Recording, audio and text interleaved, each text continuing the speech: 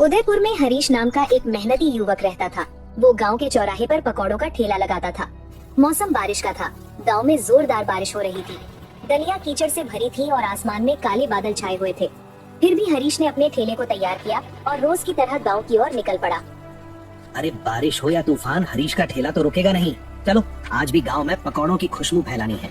लोग भूखे तो नहीं रह सकते ना। बारिश में भी गरम गरम पकौड़े सबको पसंद आएंगे। कुछ देर बाद बारिश थम गई। तभी दो आदमी उसके ठेले पर पकौड़े खाने आ पहुँचे। अरे हरीश, ये पकोड़े तो गीले हो गए हैं। बारिश में इन्हें ढककर क्यों नहीं रखा? स्वाद भी बिल्कुल फीका लग रहा है। अरे भाई, बारिश का मौसम है, थोड़ा बहुत गीला तो होगा ही, लेकिन स्वाद वही है, गर्मा गर्म। नहीं नहीं हरीश, ये तो बेकार है। बारिश में पकोड़े लेना ही गलती थी। अगली बार सूखे और कुरकुरे पकोड़े लाना, तब बात बनेगी। लगता है आज का दिन मुश्किल है, लेकिन हिम्मत नहीं हारनी। ठीक है भाई, कल और बेहतर पकोड़े बनाऊंगा, जरूर आजमाना। पूरा दिन मेहनत करने के बाद भी हरीश के पकौड़े किसी को पसंद नहीं आए। बारिश की वजह से भी बिक्री बहुत कम हुई। थका हारा भीगा हरीश निराश होकर घर लौट आया। उसकी पत्नी जानकी उसे देखकर चिंतित हो उठी। अरे हरीश, ये कैसी हालत बना रखी है? फिर बारिश में भीगते हुए ठेला लगाने गए थे। चेहरे से ही लग रहा है कि आज दिन अच्छा नहीं बीता। पकौड़े बिके भी या नहीं? हाँ जानकी, क्या बताऊं, बारिश ने सारा खेल बिगाड़ दिया। लोग पकोड़े खरीद तो रहे थे, लेकिन सब कह रहे थे कि गीले हो गए, स्वाद बिगड़ गया। कुछ ही पकोड़े बिके। दिन भर गलियों में ठेला घुमाया, पर मौसम ने साथ नहीं दिया। ये तो सच में चिंता की बात है हरीश। अगर रोज ऐसा ही चलता रहा तो हमारा घर कैसे चलेगा? राशन, खर्चा सब संभालना मुश्किल हो जाएगा। कुछ न कुछ उपाय तो सोचना ही पड़ेगा। हाँ जानकी, चिंता तो मुझे भी है, लेकिन हार नहीं माननी। कल फिर कोशिश करेंगे, शायद मौसम सुधर जाए और लोग फिर से पकोड़े खाने आए। बस थोड़ा सब्र रखना होगा। रात को दोनों चुपचाप खाना खाते रहे। कमरे में सन्नाटा था और उनके मन में चिंता की लकीरें गहराती जा रही थी। अगली सुबह हल्की बारिश हो रही थी। हरीश ने एक बार फिर से ठेला तैयार किया और गलियों में निकल पड़ा। लेकिन इस दिन भी कोई ग्राहक उसके ठेले पर नहीं रुका। लगता है कल की बात सबके दिमाग में अटक गई। लोग शायद सोच रहे हैं कि पकोड़े फिर गीले होंगे। कोई ठेले पर आ ही नहीं रहा। अरे इतनी मेहनत से पकोड़े बनाए और अब खाने वाला कोई नहीं। वो चौराहे पर ठेला रोककर घंटों तक इंतजार करता रहा, पर कोई नहीं आया। हरीश का चेहरा उदास हो गया। क्या करूं अब? अगर ऐसा ही रहा तो ठेला चलाना मुश्किल हो जाएगा। तभी एक बूढ़ी औरत, जिसके कपड़े पुराने और फटे हुए थे, धीरे धीरे हरीश के ठेले के पास आई। बेटा, जरा एक पकौड़ा दे दो, बहुत भूख लगी है, दिन भर से कुछ भी नहीं खाया। माँ जी, क्या आपके पास पैसे हैं? बेटा, मेरे पास तो एक पैसा भी नहीं है। बस यही सोचकर आई थी कि शायद तू कुछ दे देगा। कोई बात नहीं माँ जी, भूखे को खाना खिलाना पुण्य का काम है। ये लीजिए, गर्मा गर्म पकोड़े खाइए। बेटा, तेरा दिल तो सोने जैसा है। ये पकौड़े बहुत स्वादिष्ट हैं। भगवान तुझे हमेशा खुश रखे और तेरे ठेले पर हमेशा बरकत दे। शुक्रिया माँ जी, आपकी दुआ ही काफी है। इसी दौरान आसमान फिर से काले बादलों से भर गया और अचानक तेज बारिश शुरू हो गई। बारिश की बूंदें उसके पकौड़ों पर गिरने लगी। वो परेशान हो उठा। अरे ये क्या हो गया? फिर से बारिश? अब तो सारे पकोड़े भीग जाएंगे। कल लोगों ने बुरा भला कहा था और आज फिर वही हाल। मेहनत पर पानी फिर जाएगा। तभी एक बूढ़ी माँ, जो वही पास में खड़ी थी, अपनी पुरानी मोटी चादर उतारकर हरीश को देती है, जिसे वो बारिश से बचने के लिए ओढ़े हुए थी। बेटा, परेशान मत हो, ये चादर लो, इसे अपने ठेले पर डाल देना। इससे तुम्हारे पकौड़े बारिश में भीगने से बच जाएंगे। लेकिन माँ जी, अगर मैं ये चादर ले लूं तो आप कैसे बचेंगी बारिश से? आप तो खुद भीग जाएंगी। मेरी चिंता मत कर बेटा, ये चादर तुझे ज्यादा जरूरी है। इसे ले लो और अपने पकौड़ों को सुरक्षित रखो। माँ जी, आपका बहुत बहुत धन्यवाद। आपने मेरी बड़ी मुसीबत हल कर दी। बस अपना काम ईमानदारी से करते रहो बेटा। अच्छे दिल वालों का भला हमेशा होता है। हरीश ने चादर को अपने ठेले पर कसकर बांध दिया। इसी बीच बूढ़ी माँ बारिश के पर्दे में धीरे धीरे गायब हो गई। हरीश चादर को और मजबूती से ठेले पर बांधता है। इतने में बारिश थम चुकी थी। उसी समय गांव का एक जाना माना व्यापारी ठेले पर आया। अरे हरीश, आज भी तेरा ठेला यही लगा हुआ है? सुना था कल तेरे समोसे गीले हो गए थे, लेकिन आज तो मौसम ठीक लग रहा है। चलो 2 पकौड़े दे दो, भूख बहुत लगी है। हाँ भाई, आज पकौड़े बिल्कुल ताज़ा हैं, लोग गर्मा गर्म। लेकिन सच कहूँ, कल की बात से मन थोड़ा डरा हुआ है। लोग शिकायत कर रहे थे। वाह हरीश, ये तो कमाल हो गया। पकौड़े तो बेहद लाजवाब हैं। ऐसा स्वाद मैंने पहले कभी नहीं चखा। न ज्यादा तेल, न गीले, एकदम कुरकुरे और मसालेदार। आज तो तूने वाकई गजब कर दिया। सच में भाई, इतनी पसंद आई? शुक्रिया। चलो एक और ले लो, ये मेरी तरफ से। अरे इतनी उदारता? अच्छा एक और दे दो। लेकिन सच बताना हरीश, आज तूने पकोड़ों में क्या डाला है? ये स्वाद तो किसी जादू से कम नहीं। बस वही पुराना मसाला भाई, कुछ नया नहीं।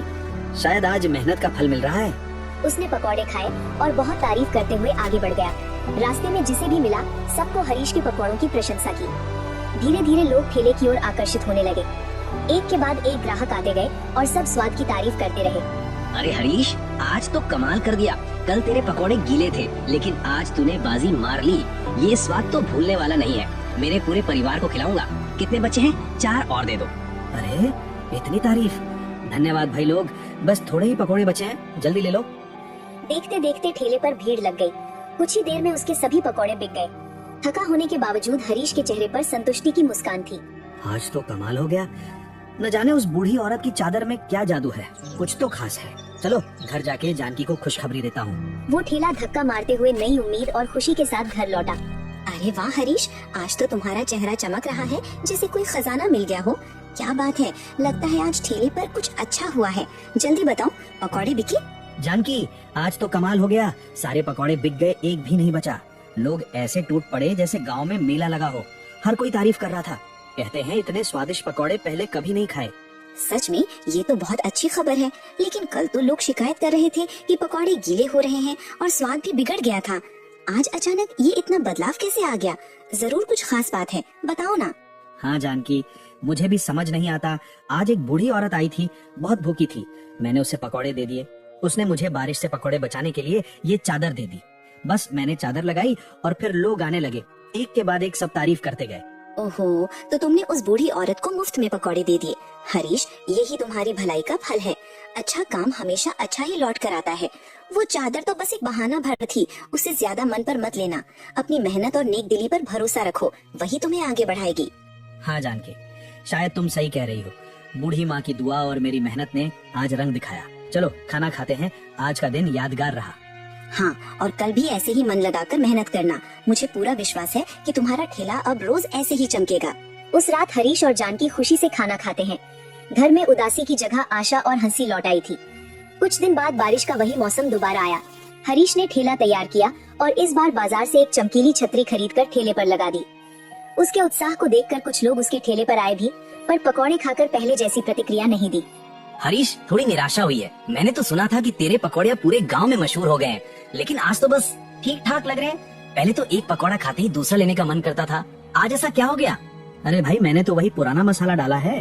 तेल ताज़ा है, आटा वही। ये नई छतरी लगाई है ताकि पकौड़े गीले ना हो। फिर भी समझ नहीं आता स्वाद में क्या कमी लगी। पता नहीं हरीश, पर वो पुराना जादू आज महसूस नहीं हो रहा। शायद बारिश का असर है या कुछ और। अगली बार पहले जैसे पकौड़े लाना, तभी आएंगे। हरीश, थोड़ी निराशा हुई है। मैंने तो सुना था कि तेरे पकौड़े पूरे गांव में मशहूर हो गए हैं, लेकिन आज तो बस ठीक ठाक लग रहे हैं। पहले तो एक पकौड़ा खाते ही दूसरा लेने का मन करता था, आज ऐसा क्या हो गया? अरे भाई, मैं खुद भी समझ नहीं पा रहा। वही मेहनत, वही तरीका। शायद बारिश की वजह से कुछ गड़बड़ हो गई। छतरी तो बढ़िया है, फिर भी लोग शिकायत क्यों कर रहे हैं? क्या कमी है? बस वही बात है हरीश, अगली बार वही पुराना स्वाद लेके आना, फिर देखते हैं। दिन बीत गया लेकिन भीड़ नहीं लगी। ज्यादातर पकौड़े बिके ही नहीं। हरीश परेशान होकर चौराहे पर खड़ा सोच में डूब गया। ये क्या हो गया? छतरी बढ़िया, पकौड़े भीग नहीं रहे, फिर भी लोग नाराज। पहले तो सब तारीफ करते थे, अचानक आज क्या बदल गया? तभी उसे उस बूढ़ी माँ की चादर याद आई। पिछले कई दिन चादर लगाने से पकौड़े खूब बिके, आज छतरी लगाई और सब बिगड़ गया। शायद उस चादर में कुछ खास बात है। नहीं, ये तो बस चादर है, लेकिन फिर भी कुछ तो है। कल फिर चादर लगाऊंगा। अगर लोग फिर से तारीफ करने लगे तो समझूंगा कि वाकई कुछ बात थी। हरीश तुरंत घर लौटा, छतरी हटाई और दोबारा बूढ़ी माँ की चादर ठेले पर बांध दी। फिर वो पकौड़े ढककर गांव की गलियों में निकला। चौराहे पर ठेला रोकते ही एक ग्राहक आया। उसने पकौड़े खाए और तारीफ करता हुआ आगे बढ़ गया। धीरे धीरे ठेले पर फिर भीड़ लगने लगी। जल्द ही उसके सारे पकौड़े बिक गए। ठेला समेटते समय हरीश चादर को देख मुस्कुराया। उसे महसूस हुआ कि इस चादर में कोई विशेष शक्ति है। शाम को घर के बाहर चारपाई पर बैठा हरीश थोड़ा आराम कर रहा था। तभी उसका दोस्त दिनेश वहाँ आया। दिनेश ने उसके बढ़ते काम को देखा और मन ही मन ईर्ष्या और लालच से भर गया। हरीश भाई, अगर थोड़ा समय हो तो मुझे आपसे कुछ जरूरी बात करनी है। अरे दिनेश, बैठो। क्या बात है? चेहरा ऐसा लग रहा है जैसे कोई बड़ी मुसीबत आ गई हो। बताओ क्या हुआ? हरीश भाई, सच कहूँ तो मैं बहुत परेशान हूँ। कई दिनों से कोई काम नहीं मिल रहा। बाजार में कोई दुकानदार मुझे रखने को तैयार नहीं है। घर का खर्च चलाना मुश्किल हो गया है। सोचा आपसे बात कर लूं, शायद आप अपने ठेले पर मुझे रख लें, थोड़ा बहुत हाथ बटा दूंगा। दिनेश, मैं तेरी परेशानी समझता हूँ, लेकिन सच कहूँ मेरे ठेले पर अभी इतना काम नहीं है कि किसी को रख सकूं। मैं और जानकी मिलकर सब संभाल लेते हैं। ठेला छोटा है, गुजारा ही किसी तरह चल रहा है। हाँ समझ गया भाई, फिर भी मन में उम्मीद थी कि शायद आप कुछ मदद कर देंगे। कोई बात नहीं, मैं कहीं और कोशिश करता हूँ। अरे दिनेश, टेंशन मत लो, तू मेहनती है, जल्दी ही कोई काम मिल जाएगा। बस हिम्मत रखना, गांव में पूछते रहना, कुछ ना कुछ जरूर मिलेगा। वो बिना कुछ कहे निराश होकर वापस चला गया। हरीश उसे जाते हुए देखता है और दिनेश की परेशानी को याद कर उसके मन में हल्का सा दुख होता है, लेकिन वो अपने ठेले के काम में फिर व्यस्त हो जाता है। उधर दिनेश अपने घर लौटता है और अपनी पत्नी से कहता है, हरीश ने मुझे काम देने से मना कर दिया। कहता है ठेले पर इतना काम नहीं है, लेकिन मैंने तो देखा है कभी उसके पकौड़े बिल्कुल बेकार हो जाते हैं और कभी इतने स्वादिष्ट कि पूरा गांव तारीफ करता नहीं थकता। अब तो उसका ठेला रोज चमक रहा है। पता नहीं वो क्या जादू करता है, मुझे तो लगता है उसमें कोई राज है। सच में? तो फिर तुझे ही पता लगाना चाहिए दिनेश, शायद उसने कोई खास तरीका ढूंढ लिया है। तू उसका पीछा कर और देख असल माजरा क्या है। हरीश के ठेले की अजीब घटनाओं ने उसके मन में शक और लालच दोनों जगा दिए हैं। वह ठान लेता है कि वह किसी भी तरह हरीश के ठेले का रहस्य पता करेगा और उस रात दिनेश हरीश के घर के बाहर छुपकर उनकी बातें सुनने लगा। अगली सुबह जैसे ही हरीश ठेला तैयार करने लगा, दिनेश ने मौका पाकर चादर चोरी कर ली। घर पहुंचकर उसने चादर को जमीन पर फैलाया। उसकी पत्नी भी पास खड़ी थी। अब देख मैं क्या कमाल करता हूँ। ये वही चादर है जिसने हरीश को अमीर बनाया था। चलो चादर चादर चावल निकाल। दोनों उस चादर से होने वाले किसी चमत्कार की प्रतीक्षा करने लगे, लेकिन चादर शांत पड़ी रही। चादर चादर हीरा निकाल। अरे कैसी चादर है ये, कुछ भी निकाल नहीं पा रही, एक नमक तक नहीं। हीरे की तो बात ही छोड़ो। अचानक चादर के नीचे से ढेर सारा नमक बाहर निकलने लगा। देखते ही देखते दोनों नमक के ढेर में दब गए। उधर हरीश को उसकी ईमानदारी और दयालुता का फल मिला, जबकि दिनेश को अपने लालच और चोरी की सजा मिली। ये कहानी हमें सिखाती है कि जो दूसरों की भलाई करता है, प्रकृति स्वयं उसकी मदद करती है, और जो छल कपट करता है, उसका अंत कभी अच्छा नहीं होता।